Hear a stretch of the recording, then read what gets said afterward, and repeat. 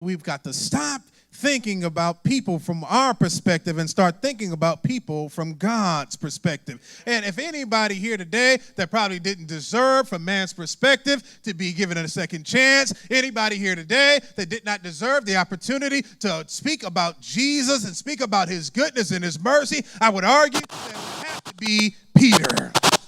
Peter was a man who walked and talked with Jesus. Peter was a man who saw Jesus. Peter was a man who was called by Jesus himself. Peter was a man who had spoken with Jesus. Peter was a man who said, Jesus, I don't care what they say, Jesus. I don't care what you say. I'll always be with you, and I'll never forsake you.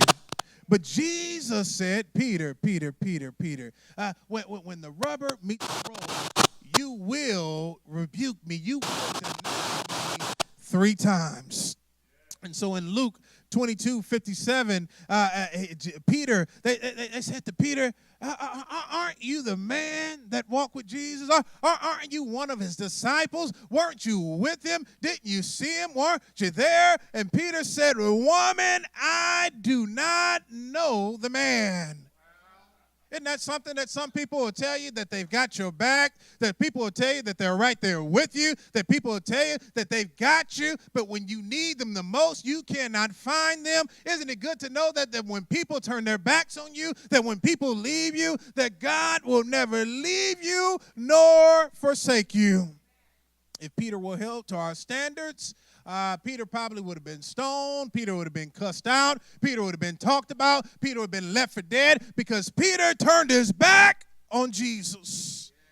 But we serve such a kind and forgiving God that even when we mess up, even after you said, and I don't know about you, but I've said it many times, that God, I'll never do that again. God, I'll never say that again. That God, if you bring me out this time, I promise you I'll never go back. God, if you bring me out this time, I promise you that I'll never do that again. But we find ourselves doing the same thing over and over and over again.